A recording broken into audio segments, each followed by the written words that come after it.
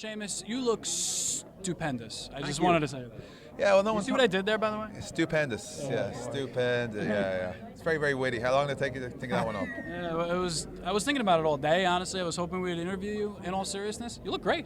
Thanks. So I didn't get the memo not to wear a suit. So I was there with an iron in the room, with the size of a shoebox, trying to iron a suit like a bleeding monkey with a bleeding umbrella hanging out of his arm. It was, and then our guy like sweating, stressed out.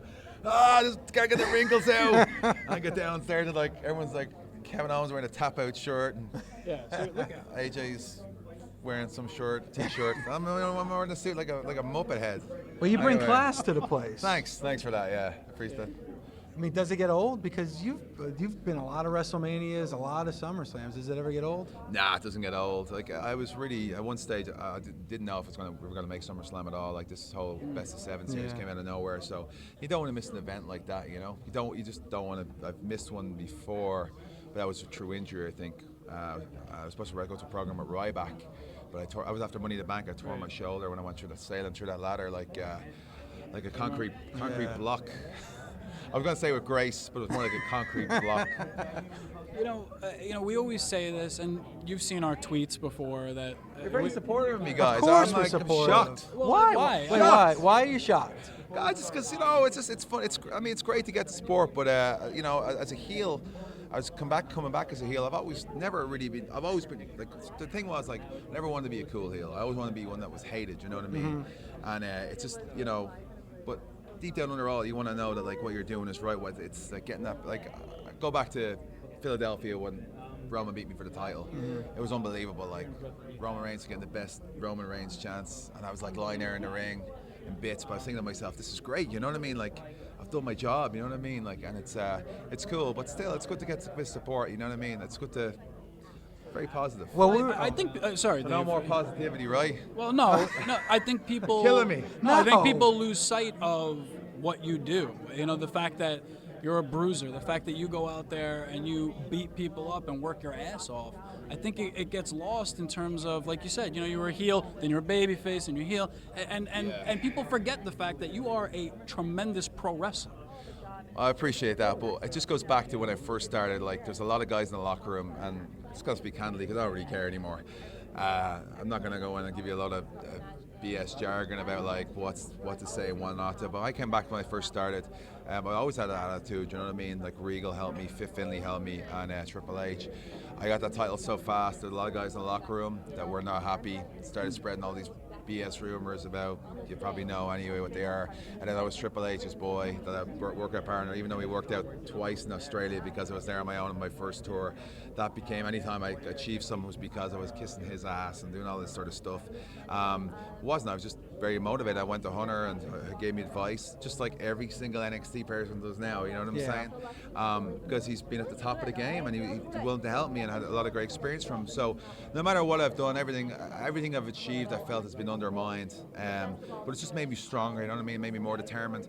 Like, I've achieved an awful lot. I don't look back on my laurels and go, yeah, I've done that and that. I'm always looking to the next thing. And I feel now like, really, the last month has been great. Like, we had that four-way, me, Jericho, Cesaro, and Roman. That was great. I walked out, I think this is like just buzzing, you know what I mean? Then we had had some great, Apollo Crews has been coming on great, by the way. Like, we tore it up in Australia, especially the last day at Sydney. He's coming on great, and I'm there to mentor him, you know what I mean, or help him out, you know, get that next stage. Then the match with Cesaro, then the match with Sami Zayn last week. I feel like I'm just like starting all over again, you know, and that's for me. I've been a wrestling fan my whole life. I love what I do. I always want to do it, and when I'm in there, I can't give any less than 100% or 110% because that's what I do. You know, that's what it's the way I'm built, and I'm aggressive. And maybe in the past I've been kind of like, you know, trying too much to be this character or this perception of this way.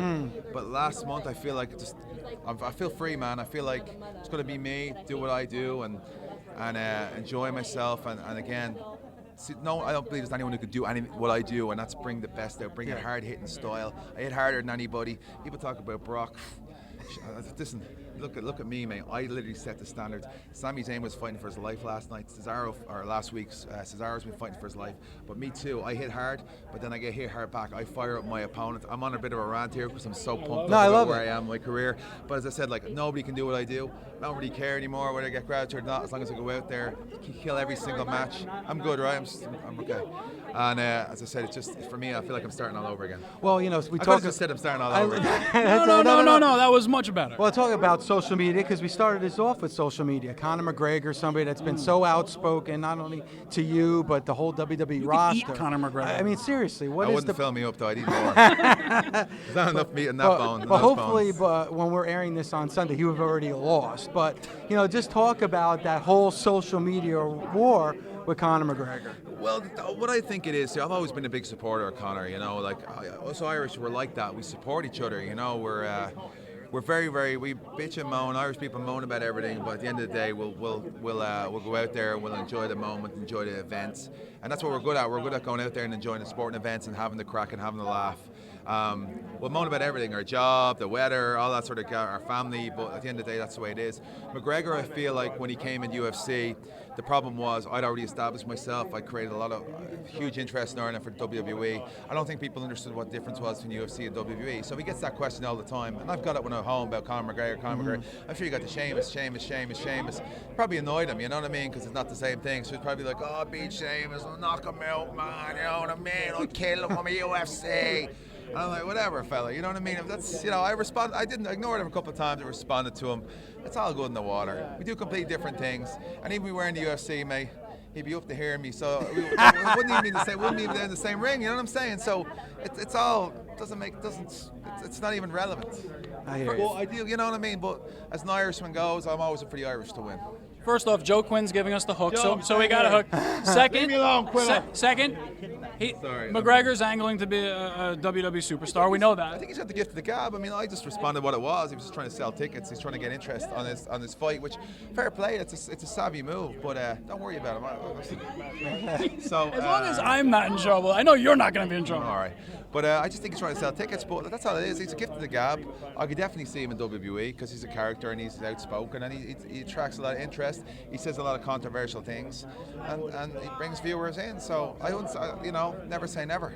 And last thing is Cesaro should be emulating you, should be looking up to you. I think what people forget is you're a multi-time, in all seriousness. They're really going to hate you in this. They can hate me all they want, but you're a multi-time world champion. I don't care. Sheamus fan club #1 right here. So in all seriousness, though, I would think that Cesaro wants to get to where you've gotten, and that's a perfect position for, I think, both of you right now. That's why we're so excited about this best of 7. It is, absolutely. Cesaro's trying to reach for that brass ring so many times. And I wish 1 second, sorry, 1 second. So he's reached for the brass ring so many times, and yeah, like as talented as he is and as much as he brings to the table, it's crazy he hasn't. But the way I see this thing is this is the way emulating both of us. I've been to the top of the mountain 4 times, man, and it's great. It's great crack. But you go up, you go down, you go up, you go down. But as far as I'm going to say, this is a journey for both of us. I think when we go in there and we kill each other and we batter each other, we bring it, and we just not a drop of sweat left in us, not a drop of blood left in us. We're just lying there, battered, bruised. You know what I mean? It's about the respect of each other. Ultimately, I believe I'm better than them. I'm going to prove I'm better than them. I don't want to go to 7 matches. I want to go to 4 matches. I want to put them away as quick as I can. But at the same time, I really do think there's going to be a lot of talk going around WWE when this is over, and it won't be about anyone else. It'll be probably about me and him. I love it. Love it.